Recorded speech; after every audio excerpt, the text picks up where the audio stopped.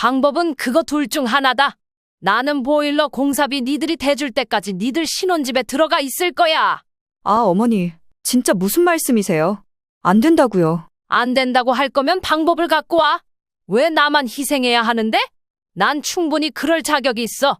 잔말 말고 공사 시작해서 다 싹 고칠 때까지 그게 한 달이고 두 달이고 나는 니들 신혼집에 있을 거야. 지금부터 짐 쌀 테니까 기다려라. 그러면서 김 씨는 안방에 가서 차근차근 짐을 쌌습니다. 이 모습을 본 며느리는 먼저 가방을 들고 일어나 버렸습니다. 전 절대 합가할 생각 없고요. 싫어요. 예전부터 저는 합가는 어렵겠다고 몇 번이나 말씀드렸을 텐데요. 그냥 친정으로 가 있을게요. 그리고 최대한 빨리 보일러는 알아볼 테니까 공사 기간 길게 생각 안 하셨으면 좋겠네요. 공사 기간을 내가 정하냐? 진즉 니들한테 시간 줬잖아.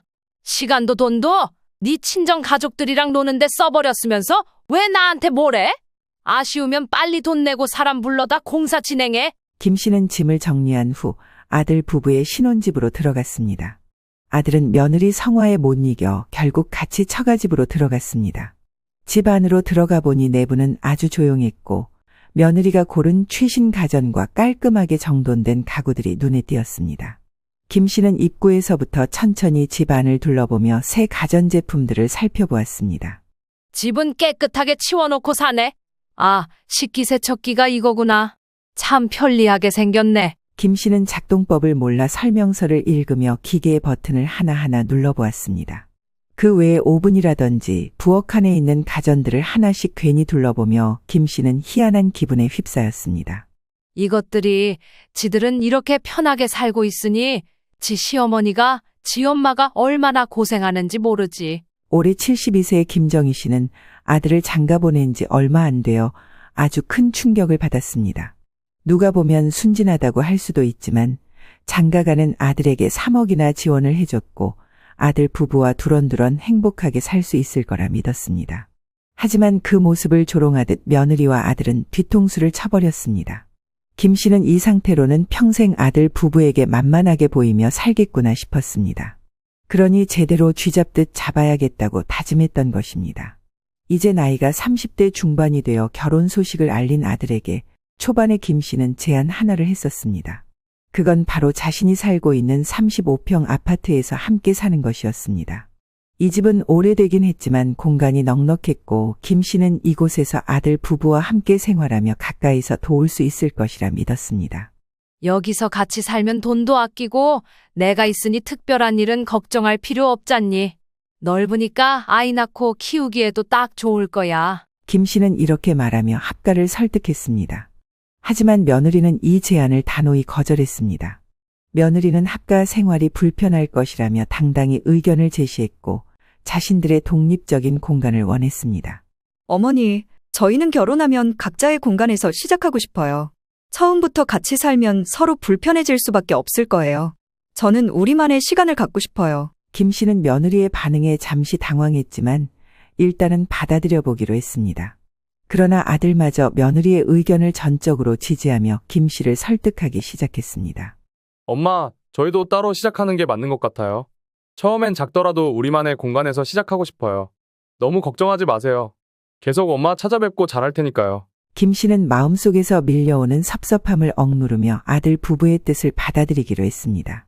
일단은 자식들의 행복을 최우선으로 여겨야 한다고 스스로를 다독였습니다. 사실 합가는 내 의견일 뿐 아들 부부가 불편하다면 어쩔 수 없다고 생각했습니다. 그래, 너희가 원한다면 그렇게 하자. 다만 힘들 땐 언제든 말해라. 내가 할 수 있는 건 도울 테니까. 결국 김 씨는 자신의 재산에서 3억 원을 내어주며 신혼집 마련을 도왔습니다. 아들 부부는 어렵게 1억 원을 추가로 마련해 20평짜리 아파트를 전세로 계약했습니다. 김 씨는 그들의 새 출발을 응원하며 아쉬움을 감췄습니다. 결혼 초반이 제일 중요하니 이 정도는 도와줘야지.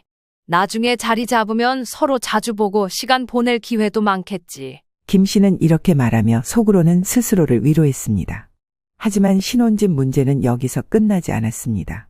아들 부부가 신혼집에 입주한 지 얼마 지나지 않아 며느리의 친정 부모가 추가로 1억 5천만 원을 지원했다는 소식을 들었기 때문입니다. 이 지원 덕분에 아들 부부는 신축에 가까운 25평 아파트로 이사를 결정했습니다. 어머니, 저희 엄마, 아빠가 이렇게 보태주신 덕분에 완전 신축으로 이사 갈 수 있어요. 정말 감사하죠. 입주한 지 얼마 안 돼서 옮기는 거라 조금 골치 아프긴 하지만 해결해 주신대요. 너무 잘 됐죠? 며느리는 이사를 준비하며 친정 부모님의 지원에 대해 거듭 감사 인사를 전했습니다. 기존에 김 씨가 얻어준 아파트는 누수도 많고 너무 좁았는데 친정에서 추가 지원을 해줘서 넓고 쾌적한 곳으로 이사하게 됐다는 것입니다. 당연히 잘 됐다고 생각하면서도 연신 자기 부모의 공로만 드러내는 며느리를 보며 김 씨는 다소 씁쓸했습니다.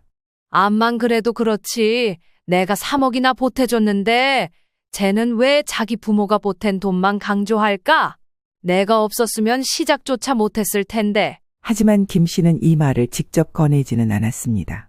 겉으로는 미소를 지으며 며느리의 이야기를 들어주었습니다.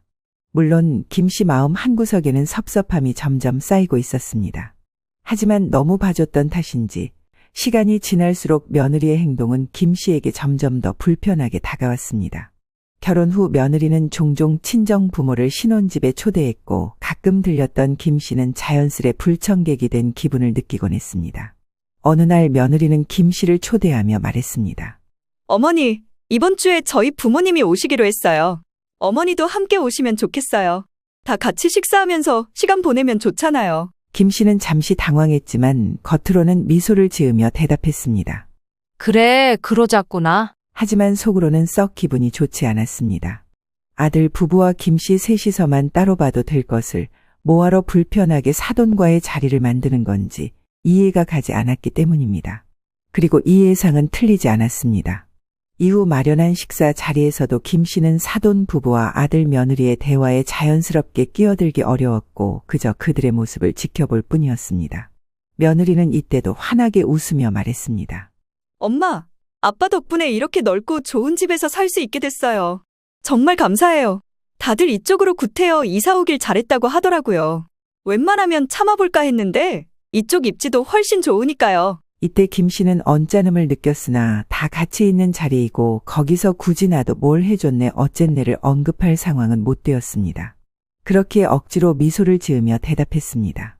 그래, 그러니까 더더욱 부모님께 감사하고 잘해야지. 그런데 시간이 지나면서 며느리의 행동은 김 씨를 더 난처하게 만들었습니다. 며느리는 주말마다 친정을 찾았고 그 사실을 아들로부터 들을 때마다 김 씨는 씁쓸한 미소를 지었습니다. 뭐야? 이번 주도 또 친정에 갔다고. 요즘은 매주 가는 것 같구나. 그럼 너는 그 시간에 뭐 하는데? 신혼인데 남편을 이렇게 혼자 두고 주말마다 자기 엄마 아빠한테 가는 거야? 에이, 엄마, 그렇게 생각하실 건 없어요. 그냥 장모님이 근처 사시면서 많이 챙겨주시니까. 그거 감사해서 와이프도 자꾸 가나 봐요. 그래도 그렇지. 이제 결혼했으면 적당히 독립해서 살 줄도 알아야지. 나도 니들 오라가라 소리 잘 안 하잖아. 사실 며느리가 이렇게 자기 친정에 집착하는 이유가 하나 있긴 했습니다. 다소 특이한 경우이지만 며느리의 친정 부모는 10년 전에 이혼을 했었다고 하더군요. 그 뒤로 쭉 떨어져 살다가 이번에 딸 결혼을 계기로 재결합을 하게 된 겁니다. 당시 김 씨는 무척 축하할 일이라고 생각했고 잘 되면 좋겠다고 생각했습니다. 아이고, 잘 됐네. 그래. 사별 아니고서야 특별한 문제 아니면 같이 다시 살아도 나쁠 게 없지. 자식으로 맺어진 인연은 진짜 각별하거든. 그러게요, 엄마. 나도 참 잘 됐다고 생각해. 이 사람도 그래서 계속 장인어른이랑 장모님 챙기더라고. 이런 부분을 생각해서 여러모로 너그럽게 수용하고 좋게 보려던 김 씨였지만 아무리 그렇다고 한들 며느리는 결혼한 이래 그저 눈에 자기 부모밖에 보이지 않는 듯 했습니다. 굳이 불편한 구성의 식사 자리를 만들어서 나란히 사돈끼리 밥을 먹게 만들지를 않나 6억 가까이 하는 이 집을 그저 자기 부모가 다 해준 양 그쪽에만 공로를 돌리는 게 언짢았던 겁니다. 하지만 김 씨는 이 부분을 더 물고 늘어지지 않기로 했습니다. 아들이 신혼생활을 즐겁게 보내는 것을 방해하고 싶지 않았기 때문입니다. 시간이 지나면 며느리도 알게 될 거라고 생각하며 관계를 최대한 긍정적으로 유지하려 노력했습니다. 하지만 며느리의 태도는 시간이 지나도 달라지지 않았고 김 씨의 섭섭함은 점점 깊어졌습니다. 특히 이 사건은 이제 겨울이 올 때마다 김 씨에게 있어 두고두고 잊지 못할 일이 될 것인데요. 겨울이 깊어지던 어느 날 김 씨는 집안 곳곳에서 냉기를 느끼기 시작했습니다. 집은 오래된 35평 아파트로 난방 시설이 낡은 지 오래였고 매년 보일러에서 작은 문제가 생기곤 했습니다. 하지만 이번 겨울 상황은 그리 간단하지 않았습니다. 난방이 들쑥날쑥한 정도를 넘어서 보일러가 완전히 고장 나버린 것입니다. 김 씨는 전기장판과 두꺼운 이불에 의지해 며칠을 버텼습니다. 하지만 나이가 들수록 추위를 견디는 것이 힘들어졌습니다. 날씨는 점점 추워졌고 강풍이 부는 날이면 집안 곳곳에서 찬바람이 새어 들어왔습니다. 전기장판을 켜고 있어도 침대 밖으로 나가면 발끝이 시릴 정도로 집안은 차가웠습니다. 몸살 기운이 느껴지고 이내 기력이 빠지기 시작하자 김 씨는 더는 혼자 해결할 수 없다고 판단했습니다. 아이고, 말짱한 몸도 이러다가 골병 나서 쓰러지겠다. 어쩌면 좋아. 이가 아주 딱딱 부딪히네. 김 씨는 결심 끝에 아들 부부를 집으로 불렀습니다. 온몸에 냉기가 시리도록 돌고 있는 상황을 보여주고 보일러 문제를 이야기하며 도움을 요청하기로 했습니다. 보일러가 완전히 고장났어. 밤마다 너무 춥고 이제는 방 안에서도 입김이 나올 지경이다. 오래된 배관도 문제가 있다고 하더라. 이 상태로 겨울을 나기는 힘들 것 같아. 교체를 해야 할 것 같아. 아들은 어머니의 말을 듣고 걱정스러운 표정을 지었습니다. 그러더니 바로 상황을 이해하며 어머니를 안심시키려고 했습니다. 엄마 걱정 마세요. 보일러 문제는 제가 바로 알아볼게요. 업체에 연락해서 견적도 받고 공사 일정도 잡아볼게요. 아들은 즉각적으로 행동에 나섰지만 며느리는 별다른 반응을 보이지 않았습니다. 일단 고개를 끄덕이며 대화에 동의하는 듯했지만 실제로는 아무 말도 하지 않았습니다. 얼핏 봐도 표정은 피곤해 보였고 대화에 참여하려는 의지도 없어 보였습니다. 김 씨는 며느리의 이런 태도가 마음에 걸렸지만 그저 피곤한가 보다 하고 넘겼습니다. 며칠 뒤 아들은 여러 업체를 알아보고 견적을 받아왔습니다. 곧장 어머니를 찾아와 공사 비용에 대해 설명했습니다. 엄마 보일러 교체와 난방 배관 공사까지 하면 약 1,000만 원 정도가 든다고 하네요. 오래된 배관을 다 교체해야 해서 비용이 좀 나오긴 하지만 그렇게 해야 제대로 따뜻하게 지내실 수 있을 거예요. 그리고 이후 몇 년간은 큰 문제 없이 쓰실 수 있을 거라고 하더라고요. 김 씨는 예상보다 높은 공사 비용에 잠시 망설였습니다. 하지만 아들이 적극적으로 나서는 모습을 보고 결국 마음을 굳혔습니다. 그래, 너희가 알아서 잘 처리해준다고 하니 다행이다. 돈이 많이 드는 건 걱정이지만 너희가 도와주겠다니 잘 됐지 뭐. 그럼요 엄마, 너무 걱정하지 마세요. 비용은 저희가 준비할 테니 신경 쓰지 마세요. 공사는 금방 끝날 거예요. 아들의 다정한 말에 김 씨는 안도했습니다. 그날 밤 김 씨는 오랜만에 마음의 짐을 내려놓은 채 잠자리에 들었습니다. 하지만 여전히 며느리의 태도는 신경 쓰였습니다. 그날 대화 내내 며느리는 거의 말을 하지 않았고 단지 대화가 끝나기를 기다리는 것처럼 보였으니까요. 이후로 며칠이 지나도록 김 씨는 공사가 시작되기를 기다렸습니다. 그러나 예상과 달리 아들 부부는 아무런 추가 연락이 없었습니다. 김 씨는 다시 한번 아들에게 전화를 걸어 물어봤습니다. 아직 공사 일정이 안 잡힌 거니? 너무 추워서 버티기가 힘들다. 언제쯤 시작하는 거야? 날짜라도 알아야지. 아들은 미안한 듯 대답했습니다. 엄마, 죄송해요. 저희도 여유가 많지 않아서 대출을 받아야 할 것 같아요. 그런데 대출 승인 절차가 예상보다 오래 걸리고 있어요. 조금만 더 기다려주실 수 있을까요? 김 씨는 아들의 말에 답답했지만 어려운 상황에 처한 것 같아 차마 화를 낼 수 없었습니다. 대신 담담히 대답했습니다. 그래, 너희도 힘든 상황이라니 나중에 하자.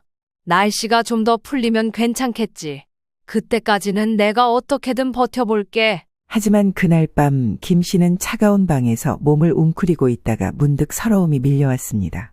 자신의 재산에서 3억 원이나 보태 아들 부부의 신혼집을 마련해줬지만 정작 자신이 난방 문제로 고생할 때는 아들 부부의 도움이 늦어지는 현실이 가슴 아팠습니다. 나는 이렇게 추운데 지들 집은 따뜻하게 잘 있겠지. 이런 환경에 와서 지들이 잡아야 불편한 줄을 알지. 김 씨는 한숨을 쉬며 이불을 더 끌어당겼습니다. 이 와중에도 여전히 아들 부부가 곧 해결책을 마련해 줄 것이라 믿었습니다. 그렇게 김 씨는 이 모든 일 뒤에 더 큰 문제가 숨어 있다는 사실을 전혀 알지 못한 채 추위 속에서 힘겹게 하루하루를 버티고 있었습니다. 하지만 그렇게 아들 부부가 보일러 문제를 해결해 주겠다고 약속한 후에 계속 기약 없이 늦어지고 있었습니다. 여전히 냉골에서 전기장판과 이불에 의존하며 하루하루를 버티는 생활은 김 씨의 건강과 마음을 모두 갉아먹고 있었습니다. 며칠이 지나도 공사 소식이 없자 김 씨는 다시 아들에게 전화를 걸어 물었습니다. 얘 공사는 언제 시작할 수 있을까? 날씨가 너무 추워서 방 안에서도 숨이 찬 느낌이야. 엄마 이러다 진짜 못 견뎌. 눈이랑 코 다 매워 죽겠어. 독감보다 더 심하다고. 아들은 한참 뜸을 들인 후 어렵게 대답했습니다. 엄마, 정말 죄송해요. 사실 저희가 준비해둔 돈이 부족해서요. 대출을 받으려고 했는데 그게 생각보다 쉽지가 않네요. 조금만 더 기다려주실 수 있을까요? 김 씨는 순간 머릿속이 멍해졌습니다. 분명 아들이 비용은 문제없다고 말했었고 엄마가 걱정하지 않아도 된다고 단언했던 기억이 떠올랐습니다. 김 씨는 차분히 물었습니다. 처음엔 괜찮다고 하지 않았니? 준비해둔 돈이 있다고 해서 나도 안심했었는데 무슨 일이 생긴 거니? 아들은 머뭇거리며 변명했습니다. 사실 저희도 신혼집에 돈이 많이 들어가서요. 준비한 여윳돈이 예상보다 빨리 줄었어요. 그런데 요즘 대출 조건이 더 까다로워져서 시간이 좀 걸릴 것 같아요. 김 씨는 아들의 말을 듣고 더는 추궁하지 않았습니다. 하지만 마음 한구석에 석연치 않은 기분이 들었습니다. 그래, 너희도 힘든 상황이라니 어쩔 수 없겠구나. 날씨가 좀 더 풀릴 때까지는 내가 버텨볼게. 김 씨는 애써 담담한 목소리로 대답했지만 속으로는 깊은 서운함과 답답함을 느꼈습니다. 아들이나 며느리 중 누구 하나도 자신을 먼저 챙기려 하지 않는 것처럼 느껴졌기 때문입니다. 며칠 후 김 씨는 더 이상 아들 부부에게 연락을 하지 않았습니다. 이미 2번이나 재촉한 상황에서 더 요구하는 것이 부담스러웠기 때문입니다. 하지만 건강 상태는 점점 나빠졌습니다. 차가운 공기 속에서 생활하는 것이 무리였던 김 씨는 기침과 두통으로 밤잠을 이루지 못했습니다.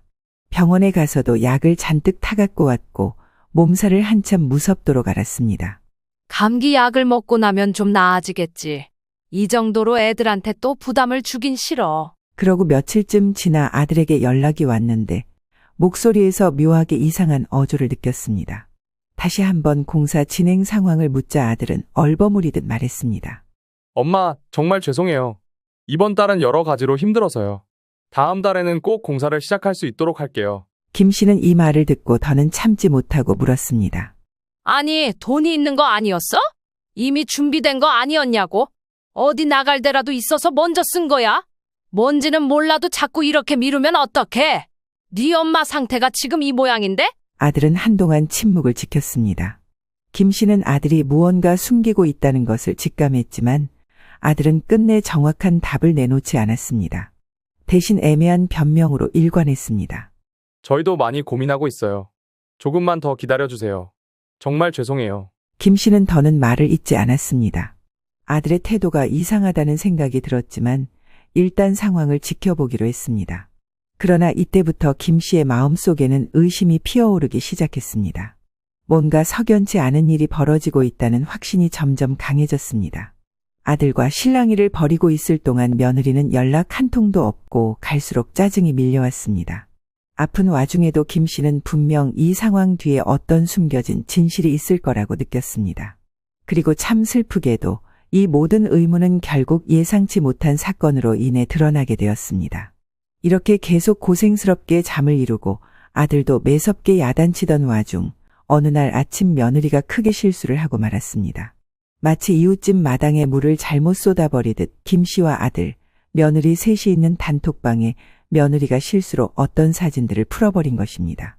아마도 단톡방을 착각한 듯 했는데 누워서 핸드폰을 보던 김 씨는 거기 퍼진 사진들을 보고 깜짝 놀랐습니다. 어머, 세상에 이게 뭐야? 이게 누구야? 여전히 뭘 올린지도 모르고 있는 며느리의 그 사진들, 문자들은 전부 김 씨에게 큰 충격을 안겼습니다. 엄마, 아빠, 이번 여행 너무 좋았어요. 따뜻한 곳으로 다녀오니까 너무 좋죠? 다음에도 꼭 같이 가요. 패키지라 비용이 좀 들었지만 어른들 모시고는 이게 딱인 것 같아요. 이런 메시지와 함께 아들 며느리와 사돈 부부가 동남아 어딘가의 고급 리조트에서 찍은 사진이 보였습니다. 아들 며느리와 사돈 부부, 푸른 바다와 고급스러운 리조트를 배경으로 환하게 웃고 있는 모습이란 김 씨에게 믿기 힘든 배신감으로 다가왔습니다. 다들 얇은 옷을 입고 선글라스를 쓰고 한껏 신나서는 활짝 웃고 있었으니까요. 당장 이 사진을 확인하고 있는 지금조차도 보일러가 고장 나 난방도 되지 않는 냉골에서 병든 몸으로 추위에 떨고 있는데 마치 꿈을 꾸듯 전혀 다른 세상으로 보였습니다. 사진들을 쭉 내리면서 훑어보고 며느리의 메시지까지 파악해본 결과 김 씨는 이 여행이 심상치 않다는 것을 깨달았습니다. 패키지고 비용이 어느 정도 들었을 텐데. 게다가 동남아 지역이고 저런 비싼 리조트라니 김 씨도 환갑 때 친정언니와 한번 떠나봐서 잘 알고 있었습니다. 아마 적지 않은 돈이 들었을 거고 거기에 아들과 며느리까지 갔다면 좋기 700만 원 정도에서 1000만 원까지는 들지 않았을까, 이런 계산들이 단박에 이루어졌습니다. 이런데 갈 돈은 있고 내 집 보일러 문제는 눈 감고 있는 아들 부부를 떠올리며 괘씸해하던 중 앞만 봐도 이상한 구석이 있었습니다. 사돈네 집은 이래저래 이번에 재결합하면서 딸 신혼집에 돈 보태주느라 얼마 없다고 들었는데 그렇다면 이 돈은 아들 부부가 됐을 확률이 높아 보였습니다. 여기서 김씨네 집 보일러 공사비가 퍼뜩 떠올랐고 솔직히 그렇게 생각하고 싶진 않았지만 암만 생각해도 여긴 연결고리가 있어 보였습니다. 이렇게 고민하던 중에 바보 같은 며느리는 아직도 뭘 모르는 건지 대뜸 거기에 확신의 문자를 남겼습니다. 이번에 저희가 무리 좀 했어요. 다음에는 걔 들어서 같이 가요. 항공료랑 호텔 미리 카드로 결제하고 나니까 돈이 몇백씩 훅훅 나가더라고요. 그래도 너무 좋았어요. 김 씨는 온몸이 떨릴 정도로 분노를 느꼈습니다. 앞만 봐도 저 여행 예산은 애초에 아들이 김 씨네 집 보일러 공사비로 대려고 했던 게 맞아 보였습니다. 김 씨는 더는 참을 수 없었고 아들에게 전화를 걸었습니다. 너 똑바로 말해봐라. 니네 처가 어른들이랑 여행 다녀왔다며? 네 마누라가 지금 단톡방에 뭘 착각하고 올렸더라? 세상에, 거기 어른 모시고 갈 시간이며 돈도 있으면서 네 엄마 이렇게 냉골에서 떨고 있는데 엄마 생각도 안 났냐? 엄마, 그게요. 저기, 이 사람이 뭘 올렸다는 거죠? 아이고, 실수도 왜 그런 실수를. 아들은 한동안 침묵하다가 결국 모든 사실을 털어놓았습니다. 처음에는 당황하며 변명했지만 김 씨의 단호한 추궁 앞에 더는 거짓말을 할 수 없었습니다. 결국 아들은 며느리가 부모님의 재결합을 축하하기 위해 여행을 계획했다고 설명했습니다. 신혼여행에서 느꼈던 감동을 친정 부모님께도 전하고 싶었다며 이번 여행이 꼭 필요했다는 며느리의 설득에 자기도 동의했다는 겁니다. 김 씨는 대체 이게 무슨 소린지 감이 잡히지 않았습니다. 엄마, 미안해요. 그런데 그때 상황이 좀 그랬어요. 장인어른이랑 장모님이 차까지 뽑아주셨잖아요. 우리 둘 타고 다니라고요. 그때는 엄마도 고맙다고 하셨잖아요. 이번에는 장모님이랑 장인어른이 다시 합치신 기념으로 여행 가고 싶다는 얘기를 하셨는데 제가 그걸 모른 척하기 어려웠어요. 그럼 그깟 차 한 대 뽑아줬다고? 그거 고마워서 여행비로 몇백? 아니 돈 1000만 원 가까이 써버린 거야? 네 장인 장모는 따뜻하다 못해 더운 나라 가서 신나게 부채질하면서 놀고? 네 엄마는 이렇게 코가 삐뚤어지도록 감기에 걸려 있는데? 엄마, 자꾸 극단적으로 생각하지 말고. 솔직히 보일러 문제는 너무 공사가 커질 것 같아서 계속 견적도 받고 좀 제대로 해드리려고 했어요. 그 사이에 급하게 여행이 잡혔고 일단 처가에 신세진 거 얼른 갚고 해결하려고 했다고요. 아들의 말을 듣는 내내 김 씨는 손이 떨렸습니다. 눈앞에 벌어진 이 상황들이 도무지 믿기지 않았습니다. 핸드폰 안에 있는 그 수십 장의 사진들을 쭉 내리면서 계속해서 머리에선 열이 올랐습니다. 참다 못한 김 씨는 아들 며느리를 집으로 불러들였고 며느리는 잔뜩 불만이 가득한 얼굴로 방문했습니다. 심지어 며느리는 김 씨의 눈앞에서 적반하장의 태도로 말했습니다. 어머니, 저도 얘기 다 듣고 왔는데 이건 저희 집 사정인데 왜 어머니가 따지시는지 모르겠어요. 저희 부모님 재결합하시고 기념으로 여행 보내드린 거예요. 우리 엄마 아빠는 한 번도 신혼여행 못 가보셨거든요. 진짜 기가 막히다. 그걸 내가 알 바야? 내가 왜 알아야 하는데? 사돈부부 신혼여행을 갔건 말건 그게 우리 집 보일러 고치는 거랑 뭔 상관이냐고. 어우, 이런 식으로 말하실 것 같아서 말 안 한 거예요. 솔직히 어머니만 빼고 간 거라 좀 죄송하기도 했고, 그리고 어머니는 혼자 계시잖아요. 저희 엄마 아빠는 모처럼 같이 살게 되신 거라 축하해드리고 싶었어요. 그래서 니네 엄마 아빠 나이 먹어 허니문 여행 보내주려고? 네 시애미는 구석 냉골에서 골골거리고 있는데 그 돈 갖고 같이들 비행기를 탄 거야? 아, 진짜? 어머니 왜 자꾸 저를 나쁜 사람으로 몰아가세요? 그렇게 말하시면 제가 너무 이상한 사람 같잖아요. 그럼 네가 이상한 게 아니면 뭐냐며 더 따지려고 했지만 며느리의 뻔뻔함은 여기서 멈추지 않았습니다. 솔직히 어머니도 처음부터 너무 많은 걸 요구하신 거 아니에요? 저희가 아직 신혼이고 경제적으로도 안정되지 않았는데 갑자기 공사비로 1,000만 원 내라니요. 그리고 저희 엄마 아빠는 우리 부부 타라고 차도 사주셨어요. 그 정도면 여행 갔다 오는 게 그렇게 눈치 볼 일인가요? 얘, 너 눈이 있으면 똑바로 봐라. 너 자꾸 네 엄마 아빠가 뭐 해주셨다고 하는데 나는 니들 집에 해준 게 없냐? 어? 그런 식으로 따지기 시작하면 끝도 없어. 그것 보세요. 저는 지금 좀 기분이 나쁜 게 돈 보태주셨다고 괜히 티내고 싶으신 거예요? 저희한테 그만큼 해줄 능력 되신다면서 어머니 보일러 공사비 정도는 어머니 스스로 준비하셔도 되는 거 아닌가요? 뭐라고? 야, 너 진짜 내가 치사해서 말 안 하려고 했는데 니들 신혼집에 나는 3억을 댔어. 근데 이런 말 한마디도 못하냐? 말씀하세요. 지금도 계속 하고 계시잖아요. 아니 돈이 없으신 것도 아니고 안 그래도 제가 어머니 몰래 엄마 아빠 모시고 여행 가면서 얼마나 눈치 보였는지 아세요? 저도 오늘 단톡방에 실수하긴 했지만 아무튼 어머니가 별것도 아닌 걸로 자꾸 따지시니까 저 너무 무안하고 우리 엄마 아빠도 갑자기 불쌍하게 생각돼요. 김 씨는 며느리의 말을 들으며 온몸이 떨렸습니다. 결국 더는 참지 못하고 분노를 터뜨렸습니다. 좋아, 그렇게 네 친정 엄마 아빠가 중요하면 네 친정 가서 살아라. 뭐하러 결혼은 했고 뭐하러 따로 나와서 살아? 네? 무슨 말씀이세요? 왜 말이 그렇게 돼요? 김 씨는 곧장 몸을 돌려 아들을 쳐다봤습니다. 아들, 너도 말이야. 뭐 니네 처가에서 해준 건 아주 눈물 날 은혜고 내가 보태준 건 당연하게 떨어지는 돈인 줄 아나 보다. 무슨 연금 타먹는 것도 아니고 뭘 그렇게들 당당하게 굴어? 엄마, 그런 게 아니고. 아무튼 죄송해요. 엄마 속상하실 것 같아요. 일단 보일러 수습할 시간을 좀 주세요. 어느 천년에 보일러가 된다는 거야? 웃기는 소리 하네. 됐고, 니들이 선택을 해라. 니들 지금 당장 보일러 고칠 돈 없다고 했고 나도 지금 돈이 없다. 그러면 방법은 하나뿐이야. 이 말에 며느리는 인상을 쓰며 김 씨를 쳐다봤고 아들도 긴장하고 김 씨를 올려다보았습니다. 나는 니들이 보일러 고쳐놓을 때까지 니들 신혼집에 들어가 있을 거다. 그거 싫으면 신혼집 전세금을 빼서 보일러를 고치고 살 거야. 어쩔래? 이 말에 아들은 입이 순간적으로 벌어졌고 며느리는 밀가루를 뒤집어 쓴 듯 하얗게 얼굴이 질려 있었습니다. 네? 어머니가 저희 집에 왜요? 말도 안 돼요. 합가하자는 말씀이세요? 저는 합가 싫어요.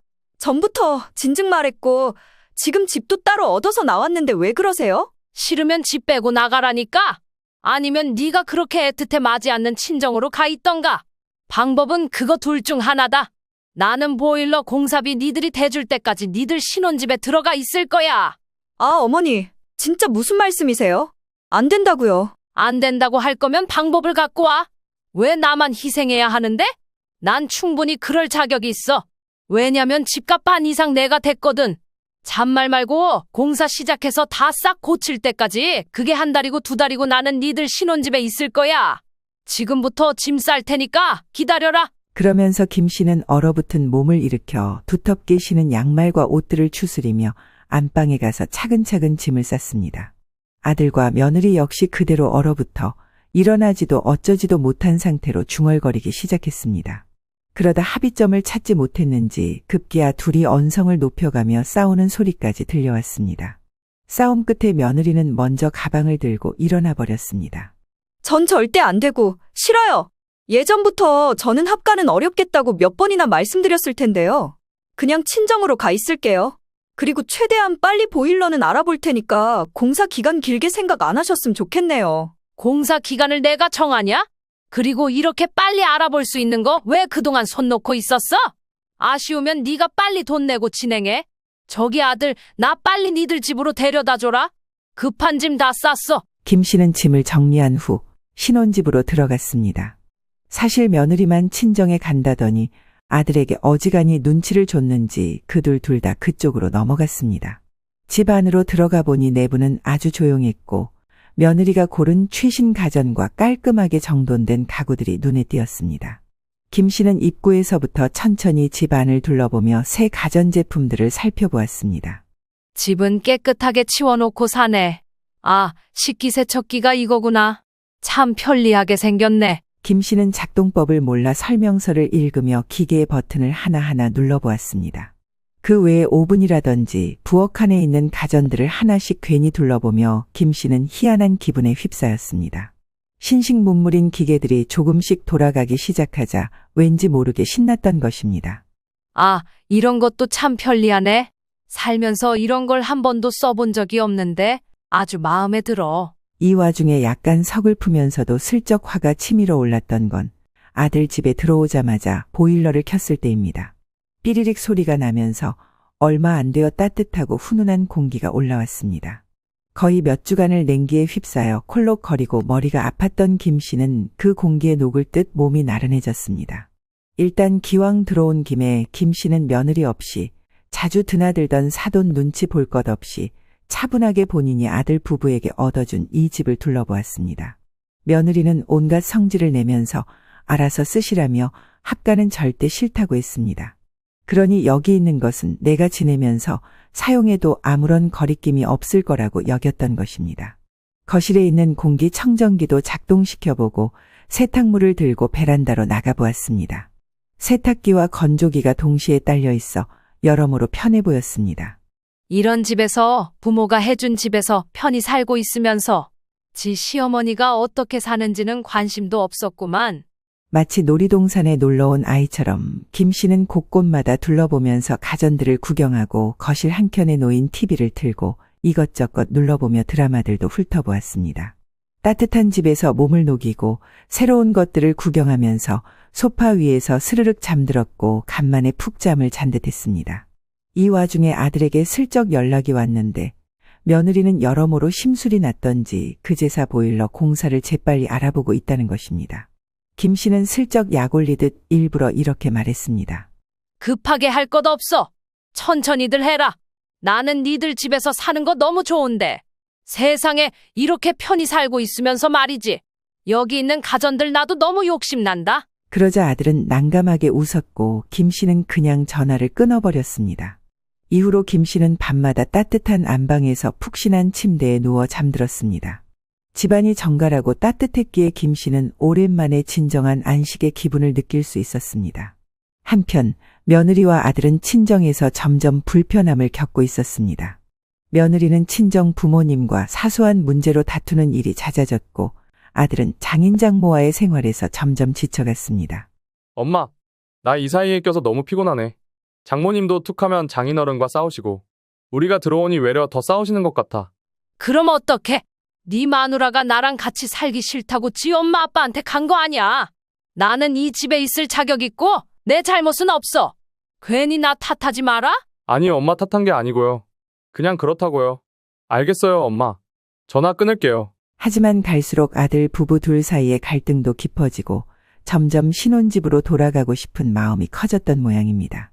결국 한 달도 채 되지 않아 두 사람은 시어머니가 차지한 신혼집으로 돌아오게 되었습니다.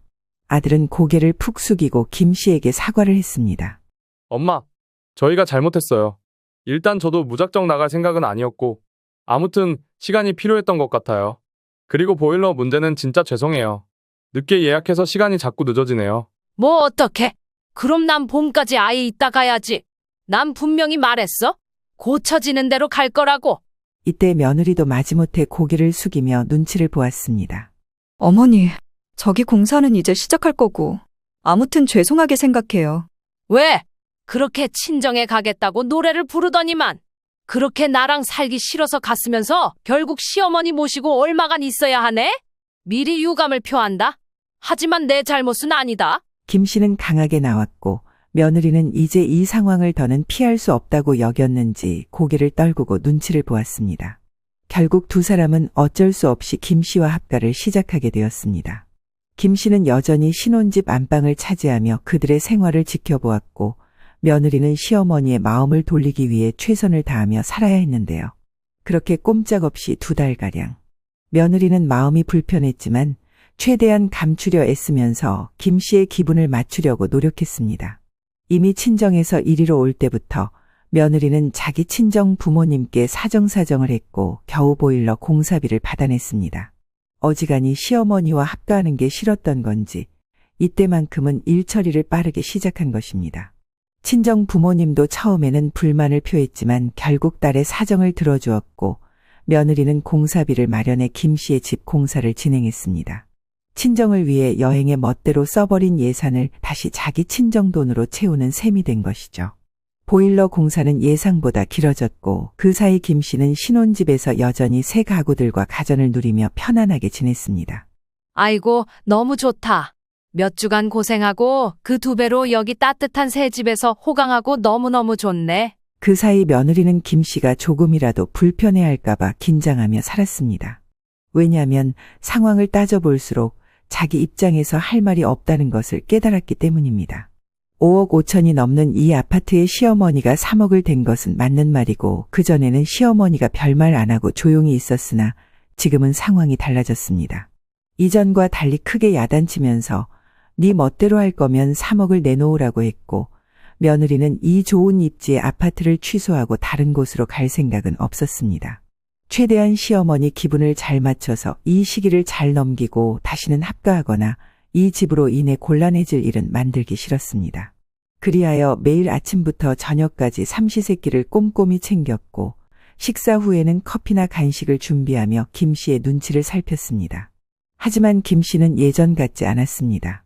며느리에게 조금이라도 틈을 주기 싫었습니다. 정말 얘가 변했을까?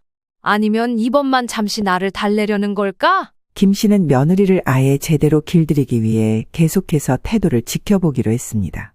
며느리 역시 김 씨가 자신에게 불만을 품을까봐 걱정하며 집안의 모든 일을 완벽하게 처리하려고 노력했습니다. 그런 흐름이 어느 정도 꾸준하게 이어지는 것을 보며 김 씨는 말을 꺼냈습니다. 네가 이렇게 살뜰하게 나를 잘 챙겨주니 고맙고 기특하구나. 하지만 이전 같은 일이 또 있으면 안 된다. 그때는 이렇게 봐주면서 넘어가는 거 없어? 무슨 말인지 알지? 굳이 또 얘기를 꺼내지는 않겠다만 어른이 호의를 베풀었으면 고마운 줄 알아야 된다는 거야. 며느리는 고개를 숙이며 떨리는 목소리로 대답했습니다. 네, 어머니. 절대 이전과 같은 일은 없을 거예요. 이때 얼른 아들도 끼어들어 말했습니다. 엄마, 저희가 정말 잘못했어요.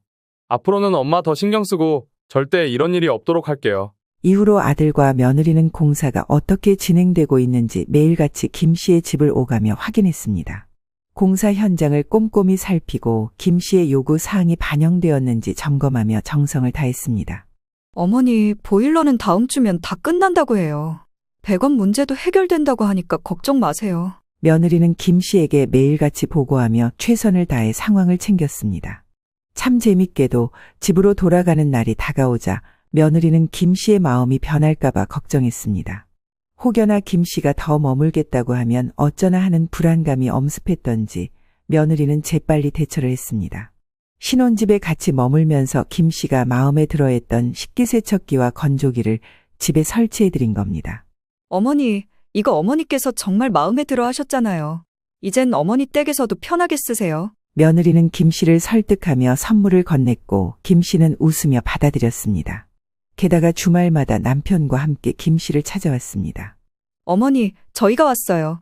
주말마다 뵈러 올게요. 그래, 자주들 보니 좋네. 또 니들 신혼집으로 넘어가서 같이 살 일은 없을 테니 안심해라. 이 말에 며느리는 찔렸는지 어깨를 들썩였지만 그런 거 아니라면서 애써 웃는 모습을 보였습니다. 김 씨는 얼마간의 합가 생활로 며느리가 자신을 대하는 태도가 달라진 것을 느끼며 내심 뿌듯함을 감추지 못했습니다. 사실 딱히 버릇을 잡고 길들이고 이런 걸 할 생각은 없었지만 아들과 며느리가 자신을 너무 함부로 대하니 이런 건 꼭 바로 잡고 싶었습니다. 이제 보일러 공사도 완벽하게 끝났고 며느리가 새로 채워준 가전들과 함께 전혀 다른 분위기가 된 집에서 김 씨는 평안히 잘 살고 있습니다. 역시 사람은 자기의 누릴 권리를 온전히 찾아야 한다고 느꼈습니다.